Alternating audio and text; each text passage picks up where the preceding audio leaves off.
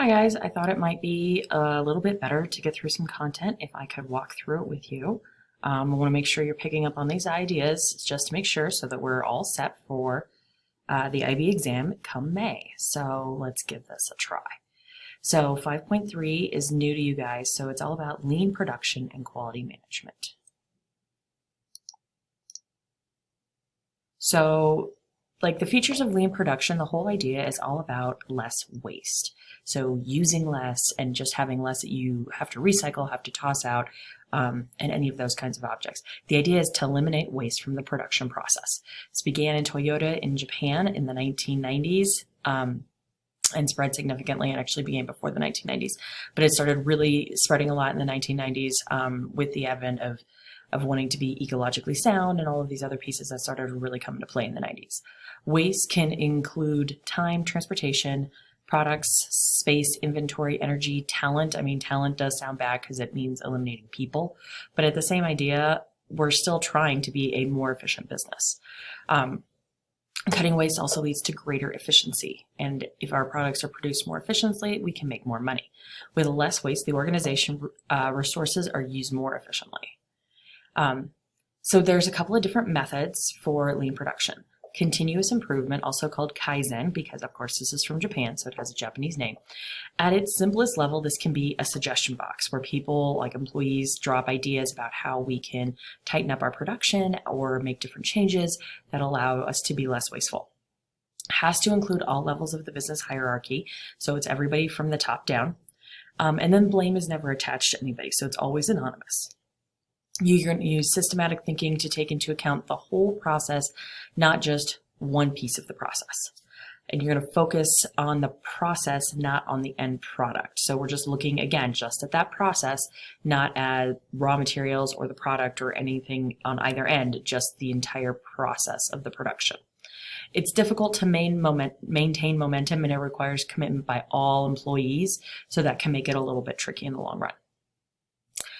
We also have a couple other methods. Just in time, or JIT, means company doesn't hold any buffer, stock, or inventory. So anytime we need inventory, it's right there just in time. Just in case means we hold raw materials or finished products at either end of the production process, just in case there's a change in demand. JIT is less expensive and therefore less wasteful than just in case, because with just in case, we obviously have to pay for some sort of storage, either at the front end or at the back end, to hold raw materials or hold the finished product.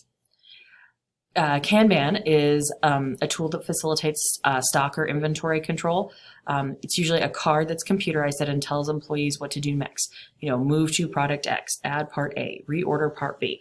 In the book on page 356, there's a really great graphic that sort of walks you through this process. Basically, in a lot of ways, it takes the human element out of the production process, because it's all computerized, and all an employee does basically is stand around and wait for a little card to spit out and tell them what to do. Andon signals work orders that there's a problem. Immediately signals that there's some kind of problem along the production line. Supervisors don't waste time monitoring the production. The time is then spent problem solving for it. Feedback can be provided to all the teams all at once. And the whole organization learns from the problems and mistakes, which enables the Kaizen, or the continuous improvement model, to really come into play. So they kind of work hand in hand. Oops, wrong way. And the features of cradle-to-cradle design and manufacturing. So it sounds cradle-to-cradle, sounds kind of crazy, like it sounds like we're talking about a person, but we're not, we're talking about products. This is based on sustainable development and recycling. So that suggests that once a product has been quote-unquote used, it should be repurposed some way, somehow. Only small amounts of products are made this way currently, but given pressure from environmental groups, this will probably change and shift in the coming years. You have to meet certain criteria in order to be cradle-to-cradle design. Has to be a reutilization of the material. Everything has to be recycled. The amount of energy used for the process is ideally little to none. And using renewable energy then, of course, because we're looking at sustainable issues. The amount of water needed in the process is, again, little to none, because we're trying to be very environmentally friendly. And corporate social responsibility of the companies, such as like fair labor practices, really come into play here, because again, you want something that is not requiring a lot of extra time or effort out of the employees. You want something that, you know, we've finished with it over here as what it is and what we originally sold it for, and now we're going to make it into this thing over here here, and it's a very simple, very clean process. There it goes. Quality control and quality assurance are the other things that come into play. Let me move my face up here. So with quality control, quality is important for a variety of reasons. Increased sales, repeat customers, having that brand loyalty, and because we have a quality product, reduced costs, premium pricing. If we have a quality product, we can definitely sell it for more. I mean, if you've got questions about, look at your iPhone. I mean, they sell these damn things for so much money because it's a quality product, or it is perceived to be a quality product. Quality means the product is reliable, it doesn't break, it's safe, it's durable, it's innovative in some way, and it's a good value for the money. When you're looking at moving from quality control to quality assurance, you're sort of changing your focus a little bit. So the concept is that quality is controlled by more than one person. Cost, 0 rejects accepted because multiple people are looking at it, and there's 0 waste. It's a very lean production. So as multiple people are looking at it along the project line, you have a much stricter idea of what's getting done along the project line, so that as if some mistakes made over here, it doesn't get all the way down here to the end of the line where it would happen for quality control. And that's where people catch that there's some sort of issue and we have to toss that one. We catch it up here where there's, maybe not quite as big an issue and it's something that's fixable. So there's much less waste. The processes, it can kind of slow down production sometimes because production is halted when there's a problem. Quality includes the suppliers and after sales services as well. So it's not just the production of the product. And then the people are really what make a big difference between a quality control and quality assurance. Quality assurance, again, going along the whole line. The quality is the responsibility of the entire team. There's a quality culture in place, democratic consultative leadership, 360-degree communication. So everybody's got to say at all times when we're talking about these products. Whereas with quality control, it's just here at the end and we take a look at it and it's either good or it's bad. Following methods of managing quality, I'll move my face again. There's a quality circle, which is a group of employees that meets regularly to consider ways of resolving problems and improving production within their organization. It's a quality circle. Benchmarking is evaluating or checking something by comparison with a standard. So we'd have a standardized product, and then as things come off the line, we would compare it to our standard so that we can make sure everything is at the appropriate level of quality that we want it to be at. And then we have total quality management as well. And total quality management is a system of management based on the principle that every staff member must be committed to maintaining high standards of the work in every aspect of the company's operation. So again, we're looking at the whole company, the whole project line, the whole thing. Everybody has to care for total quality management to work. Other features is there's like a quality chain, so similar to a quality circle, but quality chain is where, again, we're looking at everything from the raw materials all the way through to after sales service, and we're checking the quality every step of the way. We have a statistical process control, or SPC. Again, all stages are being monitored throughout the entire project. The mobilized workforce, meaning everybody's involved and encouraged to take pride in our work, that we're excited about what our product is and the amazing quality that we're producing.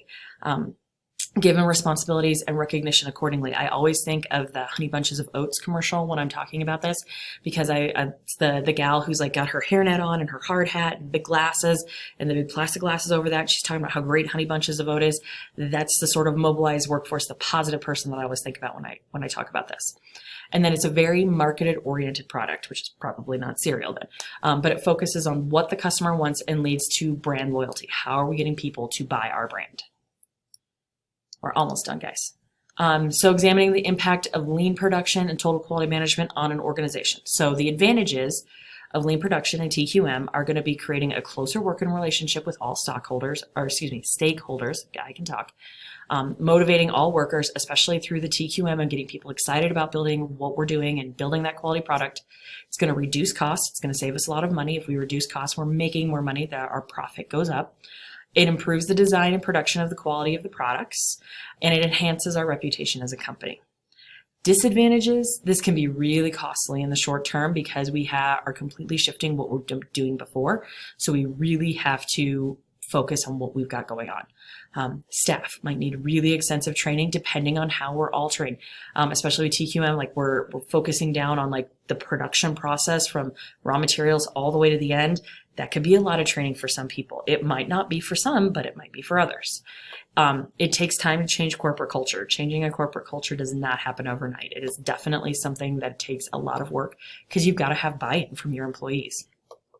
It can create a lot of stress on formal business relationships because in many ways, like with TQM, you're breaking down those barriers between the upper level guys and the guys in the middle and definitely those guys down on the line, because we're creating a flow of communication and a flow of people being excited about this product and really building a very different corporate culture. And it can be difficult to maintain over a long period of time. A lot of products, sometimes you hit that sweet spot and everything's going along perfectly fine. And there isn't a lot of need for change because everything's going fine. Then it's more like TQM sort of gets pushed to the backseat, and then we start ramping up production to make sure we're hitting certain quotas and needs. And then products change, and then there's a shift in corporate culture, and it can all kind of fall apart very quickly if it's not maintained. And then the importance of national and international quality standards. When we meet national and international standards, our products can be considered for exporting and we can open up market development abroad. We don't have to stay in our home country. This gives us a competitive edge because we are then having that brand reputation as being a product that is very high quality. It saves us on costs of withdrawing products from different areas, from raw materials for certain places because we have all these other options. It can act as insurance. It can be safer for us to have high quality standards because our products are known to be safer and there's very few problems with them.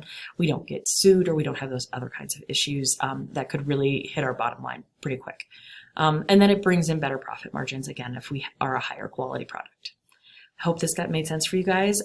The case studies are posted and the QGIS questions posted. If you've got any questions at all, just let me know. Talk to you later.